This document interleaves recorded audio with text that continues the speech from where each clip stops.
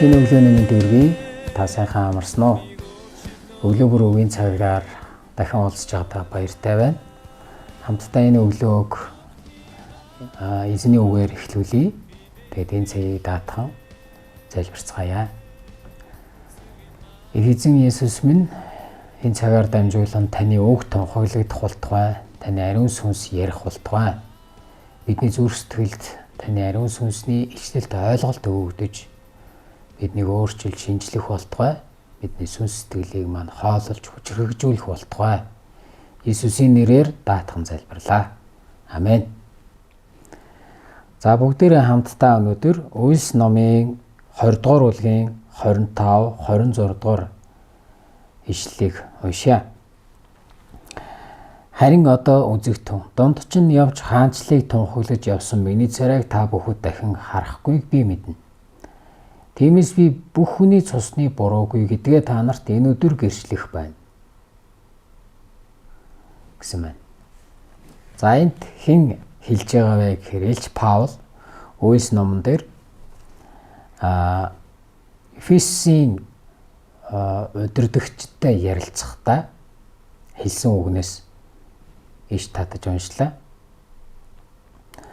Тэрээр олон хот тосгодоор явж хаанчлаа сайн мэдээг тунхаглаж маш үр дүнтэйгээр үйлчилж байсан. Түүний очисон газар үнэхээр евдээчүүд түүнд атаархаж түүнийг эсэргүүцэж бас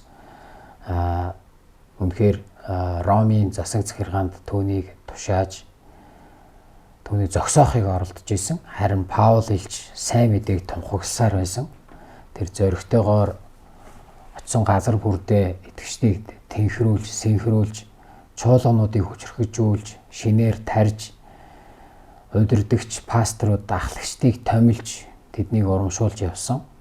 За яг энэ хэсэг дээр Паул илч Эфесийн удирдагчдыг дуудаж уулзж байгаа.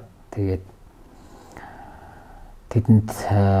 тэдэнтэй салах ус хийгээд цаашаа замдаа гарч. Тэгэхээр яг энэ хэсэг дээр 26-аас дахиад харъя. Тиймээс би бүх хүний цусны буруу гэдгээ та нарт энэ өдөр гэрчлэх байна гэж. Тэгэхээр Паул илч өөрөөсөө шалтгааллах бүх зүйлийг хийсэн гэдгийг хэлж байна. Тэр анхнаасаа үнэхээр ариун сүнсний дуудлагын дагуу ариун сүнсээр удирдуулж тэр хаашаа явахаа шийддэг байсан. Залбирч, мацаг барьж, эзнээс үг авч хаана очиж сайн мэдээ тунхаглах, хэнийг дагуулж явахаа шийддэг. Бүх зүйл ариун сүнсний удирдлагын дор хийгддэг байсан. Тэр Үлс ном өөрөө тэр чигээр ариун сүнсний оролцоог маш их чухалчилдаг.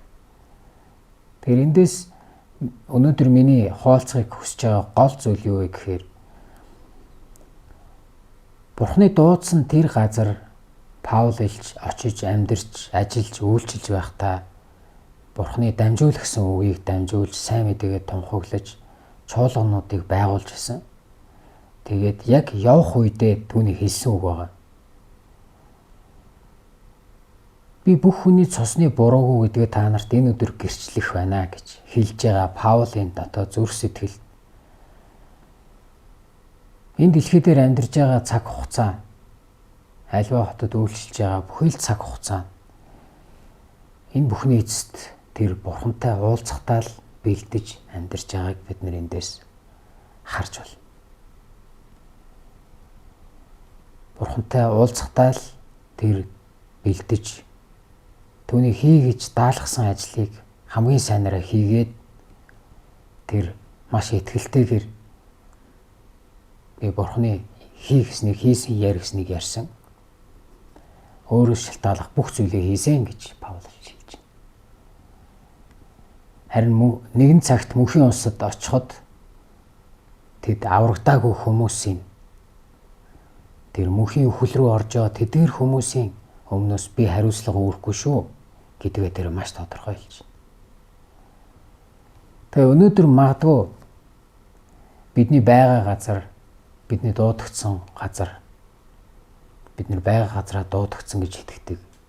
Ажил, сургууль, эргэн тойрон, гэр бүл, хамаатан садан бидний найз нөхөд бол бидэнд байгаа Бурхны өгсөн тариалангийн талбай. Энэ газар бид Бурхны үгийг суулгаж, хаанчлыг түгээж, итгэгчдийг барьж усгаж, сүнслэг сүм чуулгануудыг тарьж байх ёстой.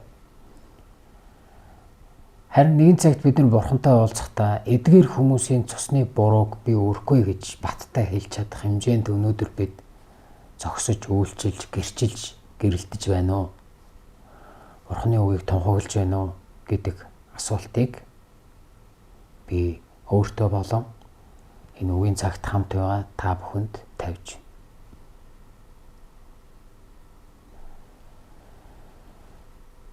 Бидний амнаас, яг миний амнаас сонсох, Христийн үгийг хүлээж авах тийм хүмүүс гэж байгаа. Яг энэ өөрөг хариуцлага бүгдээрээ хамтдаа ухамсарлаж амьдарцгаая гэж өнөөдрийн үгээр би уриалахыг хүсэж байна. Тийм ээ, бидний эргэн тойронд бидний ах トゥ төрөл төрөсөд хамаатан Бурхны сайн мэдээг яриараа гэсэн тэр газар өнөөдөр бид яг Бурхныг гэрчилж амьдарч чадж байна. Бурхан сайн мэдээг ярих боломж олдоход бид ярьж байна. Хэрхэн амьдарснараа бид шүүгдэн Бурхны өмнө очино. Итгэлээр бид нэр аль хэдийн аврагдсан. Итгэлээр бид нэр Христийн дотор шинэ бүтээл болж аврагдсан гэдэгт итгэдэг. Харин бидний шүүлт шагнал өгөх тийм шүүлт байх болно. Бидний хийсэн ажил шалгагдана. Үнэхээр бид нэр сүрлээр Бурхны чуулганыг барьсан уу? Эсвэл тэр зэр шатахгүй тэр алтмит тийм чанартай чуулганыг барьсан уу?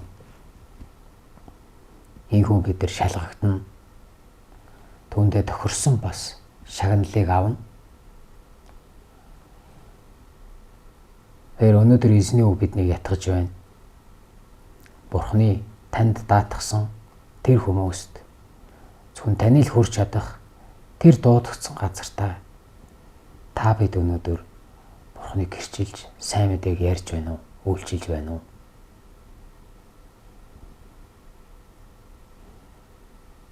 Тэгээ бүгдээрээ хамтдаа үүний төлөө залбирцгаая.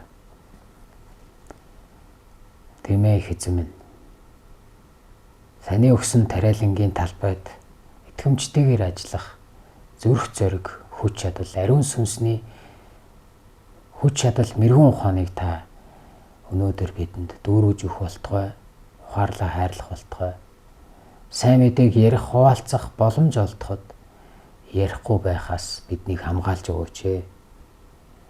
Таныг гэрчилж амьдрахад саадуулж байгаа зүйлсийг илчилж харуулж биднийг өөрчилж өгөөрэй гэж Иесусийн нэрээр даатхан залбирлаа. Амен.